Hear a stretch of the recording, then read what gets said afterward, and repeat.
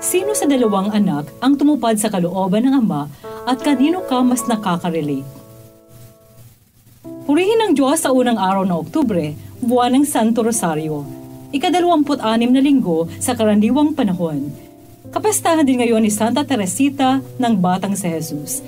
Pasalamatan natin ang Diyos sa banal na ito at sa tulong ng kanyang panalangin, hilingin nating matularan ang kanyang maliliit na paraan ng pagtamo ng kabanalan. Ang paggampan ng ating mga ordinaryong gawain ng may ekstraordinaryong pagmamahal. Pagbati po ng happy birthday sa lahat na nagdiriwang ng karawan ngayon at sa buong buwan ng Oktubre.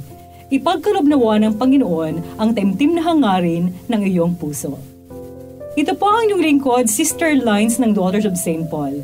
Marinig natin ang talinhaga ng dalawang anak na inutusan ng kanilang ama na magtrabaho sa ubasan sa ating mabuting balita.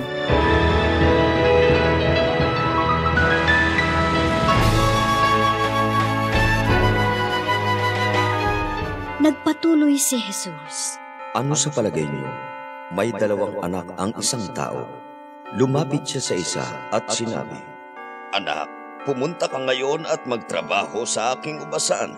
Sumagot ang anak, "Ayoko." Ngunit pagkatapos ay nagbagong isip siya at pumunta. Pinuntahan din ng ama ang pangalawang anak at gayon din ang sinabi. Sumagot naman ang anak, "Opo." Pero hindi siya pumunta at tinanong sila ni Jesus, Sino sa dalawang anak ang tumupad sa gusto ng ama? Ang una. Talagang sinasabi ko sa inyo, mas nauuna sa inyo patungo sa kaharian ng langit ang mga publikano at mga babaeng bayaran. Dumating nga si Juan para ipakita sa inyo ang daan ng kabutihan, subalit hindi kayo naniwala sa kanya. Samantalang naniwala naman ang mga publikano at mga babaeng bayaran. Nakita niyo ito at hindi kayo nagsisi o naniwala sa kanya.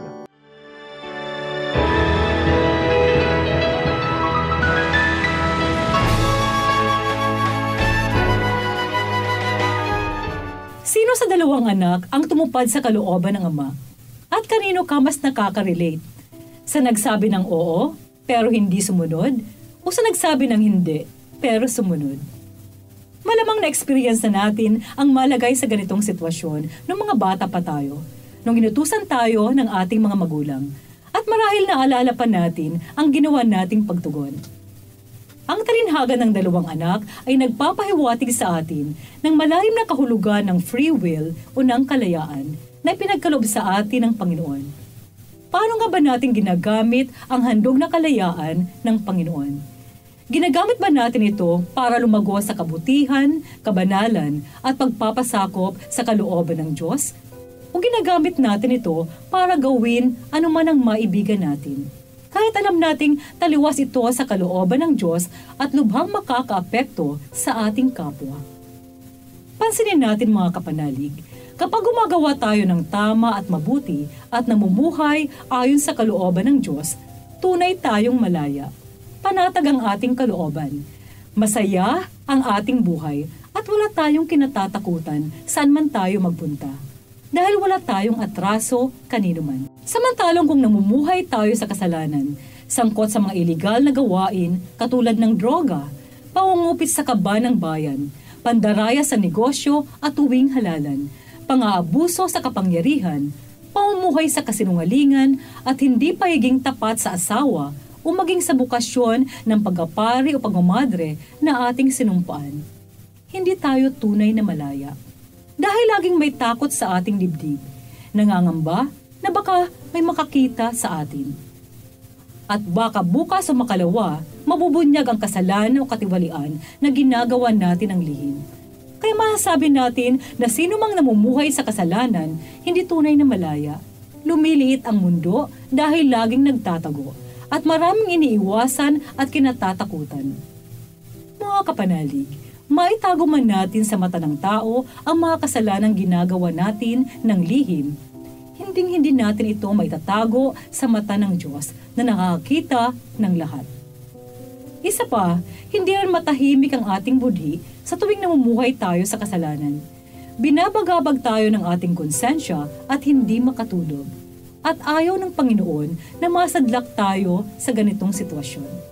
Kaya nga ang paalala sa atin ng mabuting balita, panindigan natin ang bawat pagsagot natin ng oo sa Diyos.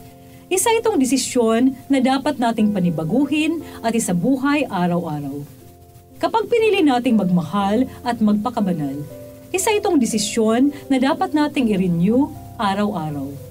At kung nagkataon mang humindi tayo sa Diyos at namuhay ng taliwas sa Kanyang kalooban, may pagkakataon pang baguhin ang ating desisyon at magbalik loob. God is a God of unending chances. Ang bawat araw na pinapahiram sa atin ng Diyos, panibagong pagkakataon upang ayusin ang ating sarili, puna ng mga pagkukulang sa nakalipas na araw at magbalik loob at pag-isihan ang mga nagawang kasalanan.